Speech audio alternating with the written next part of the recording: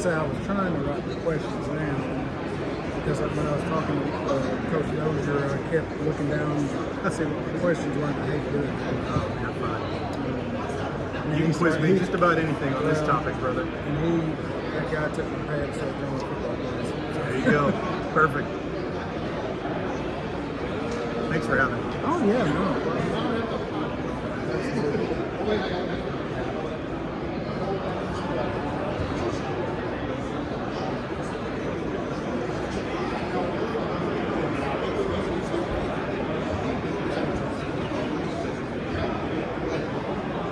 All right, welcome back to Kenny and the Coaches live at the Oklahoma Coaches Association Clinic. I am on today right now with Bryan Bedford. He is the managing director, CEO, owner of Recruit Route. We've been partnered with the OSSA since 2023. Yep. Recruit Route and Bedford Agency. Yep, our two brands. Okay. All right. Tell us about what you and your agency do and your relationship with OSSA. Yeah, sure. So we are so if you talk to Mr. David Jackson at the OSSA, he'll call me the NIL director for the OSSA, the rules instructor, the rules interpreter. But we function basically as a consultant and really an advisor on policy, rules interpretation, best practices, like what's happening. High school NIL today is a $100 million market. College NIL is $2.5 billion market. So there's a lot happening. We've got to make sure you've got a good feel for it. And then with our Recruit Route brand, we've worked with kids and parents and kind of navigating college recruiting. That's obviously changing quite a bit right now. And so, but these two worlds are really interconnected, right? And so, especially now with revenue sharing, you've got kids getting recruited and there's commitments. And so all these between, let's call it rev share and true NIL are really overlapping. And so we function as really just the subject matter expert, rules interpreter, the consultant, whatever you want to say, and having an enjoyed the relationship with that.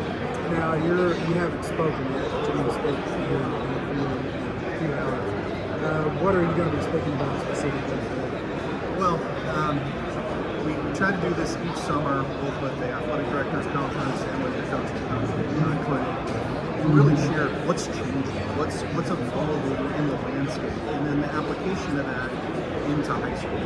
So it's important that our coaches understand there is a lot of noise happening in college. I mean, just open up Twitter or Instagram or any social platform, and it just feels like a tidal wave of stuff. And so it's hard to keep up. If you're, just a lay person, and I was talking to somebody upstairs, one of the vendors, and he said, you may have to refresh your presentation in a couple hours before you present because it changes so rapidly. So we're trying to give everybody kind of a feel for the macro changes that are happening at the federal level, happening at the state level, happening at college, and the implications of those that roll down into high school. And that's important context for our coaches. They have kids that are getting recruited, they have kids that are in high school wanting to do different things with their brand or their personality. And so trying to just really interpret that. So our job here is really to empower them, give them a bit of a data dump, so to speak, on what's happening, and then maybe some tips and tricks on what to do. Like, what can you do to empower your parents? How can you help your kids? And how do you do it in a compliant way? How do you do it with the entities that are familiar with your school? You have sponsors at your school that might also be interested in doing some things with student athletes. So giving, again, that data dump, but also kind of like what to do. What's the action? How do we move forward with these things? Now, for me, like whenever I hear NIL, and I think a lot of people think it's cool. When I hear those three letters, I automatically think something that seems very, I don't know what the feeling is. Kind of squash that. NIL's nothing. No, there's aspects of it that feel that way, and we're probably about the same age, and I candidly, kind of wish we didn't have to deal with this.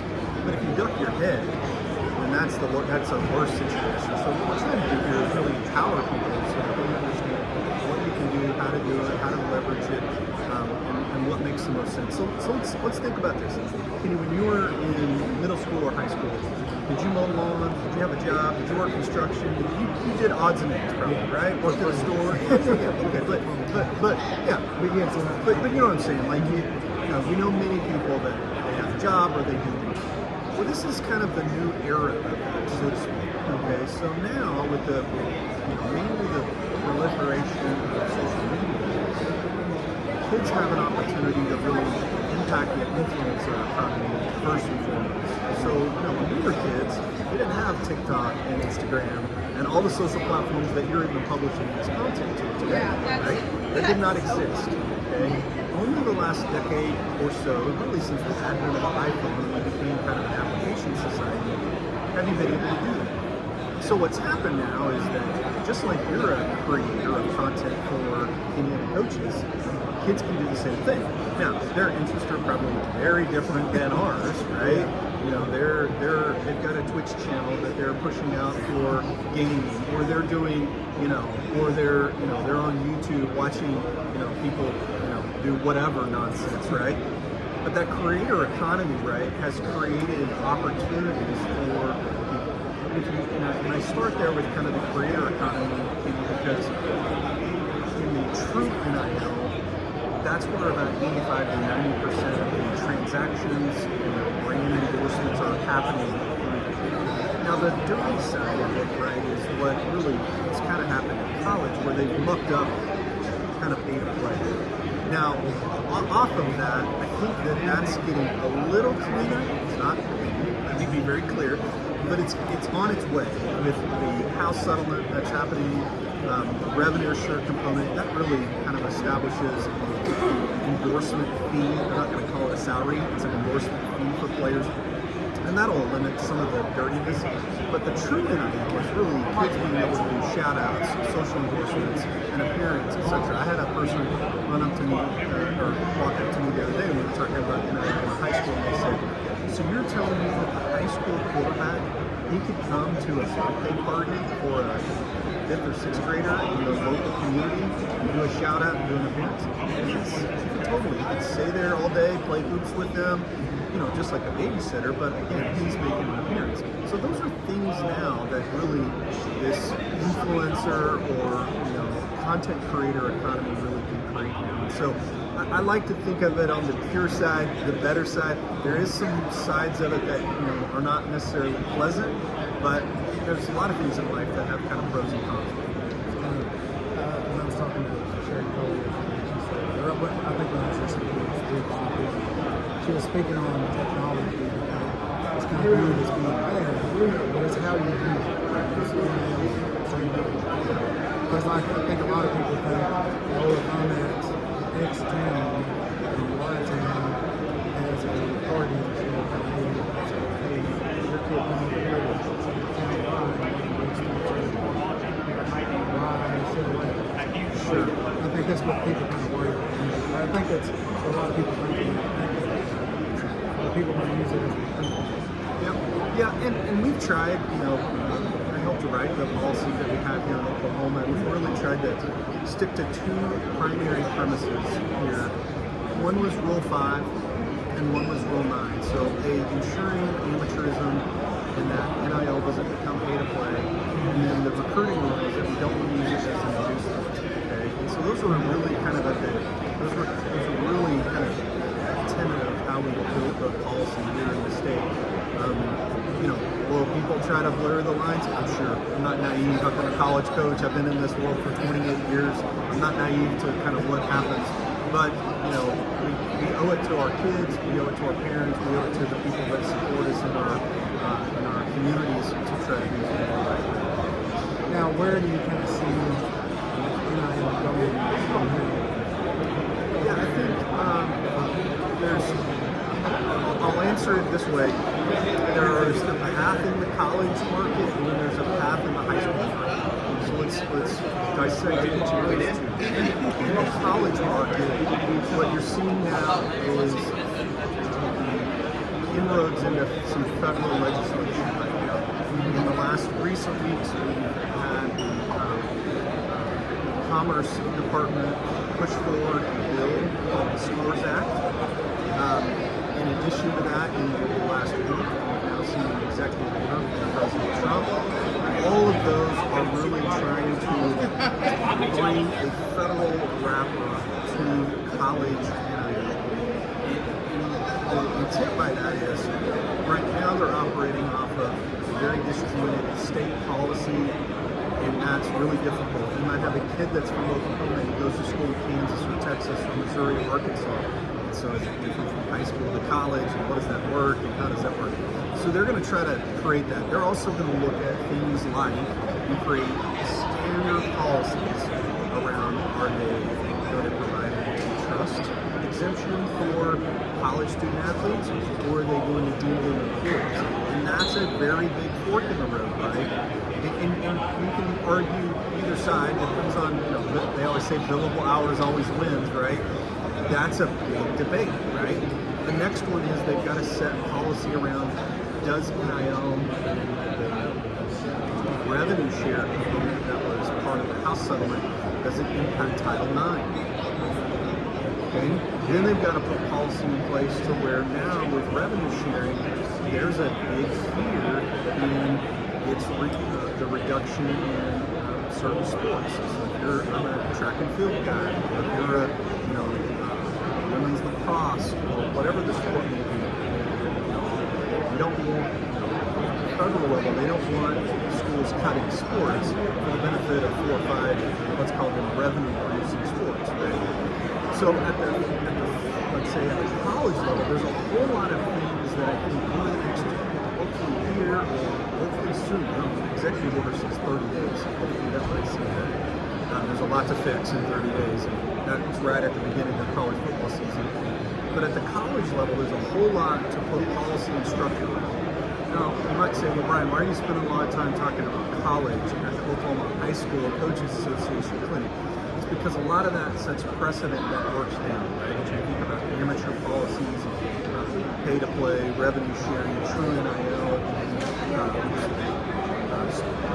student athlete versus employee. Because what's the difference in them being an employee in high school versus college? You could make the same argument. You can do that, right? You can negotiate, just like the House settlement, negotiated a rev share for media rights. We're seeing that also in high school. So there's a lot of different things that are at play that are really important to kind of get it tight, or much tighter in the college. In high school, what we're seeing is just steady improvement. I would tell you, and I think if you talk to the OSSA staff as well, the level of sophistication, the questions that are coming in from athletic directors, coaches, brands, parents, and student athletes the last 6 months has radically increased. Let me just repeat that, radically increased. So people are they're understanding how to do brand endorsements, how to do social activations, how to leverage their social influence, right? There are kids in the state of Oklahoma that have hundreds of thousands of followers on social media. I mean, much more than I do, probably much more than you do, right? We're just two old guys talking on Facebook today, right? But the reason why that's important is because the companies that are targeting that 21 and below demographic right now they're highly interested in kids of all kinds, whether you're in art, music, you're an athlete, whatever. They're interested because you have a following that is significant. And how you got there could look a lot of different ways. But I can tell you right now, there are dozens and dozens of kids just in the state of Oklahoma today that have tens, if not hundreds of thousands of followers across all their platforms. And that is valuable. Do you think any restrictions that kids have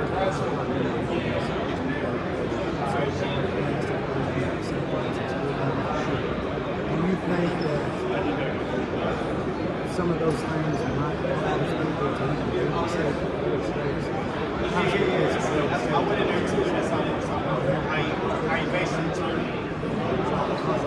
well, I guess it's you never say never in this space. Yeah, probably not. states that allow name limited likeness in high schools. One of our adjoining states, the state of Texas, does not allow NIL in high school. So they're actually kids from Texas that have moved. Okay, so I think from an NIL perspective, in the context of our discussion, I don't think I don't think we're in a spot where we're preclude anything. And I think what you're going to see is a level of sophistication. You're seeing kids that are doing more endorsements. You're seeing kids that understand how to, and their parents, how to manage contracts, how to negotiate agents. We're seeing a lot more agent involvement now in the high school. If you've got a Division I player in your school in Oklahoma, those kids are being approached by agents. Because now, the agent can get a cut of the revenue share and the true NIL double. So they can double dip just like a pro agent can do. See, a year ago, if an agent worked with a high school kid, they were just monetizing their what's called true NIL. Okay? Now they can make money on the true NIL, and they can negotiate with the school and make money or a fee on the revenue share. So if you have a Division I kid, not everyone, but I'd say a high propensity of them will also have agents. So all that is just the advent of sophistication in high school. Well, I've enjoyed it. I want you to save some for your section, so I'll let you go. But what's your favorite sport? I'm a college football guy. Yeah, I coached 7 years of college football, so that's for sure my jam. Okay, I've been doing a Mount Rushmore of different sports. Who would be your Mount Rushmore? What's your favorite position? I'm a linebacker, coach linebacker. So I'm a linebacker. Okay, the Mount Rushmore of college linebackers. Well, I use this a lot, and this is like I'm 49 years old, and I'm from Oklahoma. So number one, and let's tie in a little NIL. You got to go the boss, Brian Bosworth. Think about that dude in the NIL age would have made a gazillion dollars, but he's at the top of my Mount Rushmore. How many do I have? How many's on my list? 3, 4? What's on my 4? All right. I like Brian Urlacher. I like. I'm going to take my man. I'm going to keep it in the house in Oklahoma. I'm going to take my man Kenyatta Wright, who's the GM of NIL at Oklahoma State. Kenyatta, all Big 12 guy. We're trying to keep this NIL kind of thing brewing here. And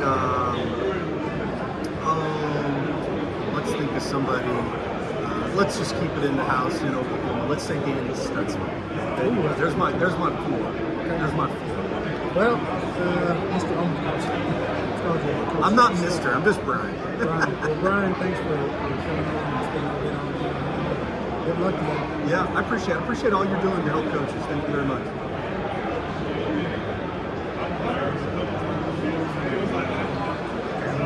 Muted it because I'm not ever 100% sure.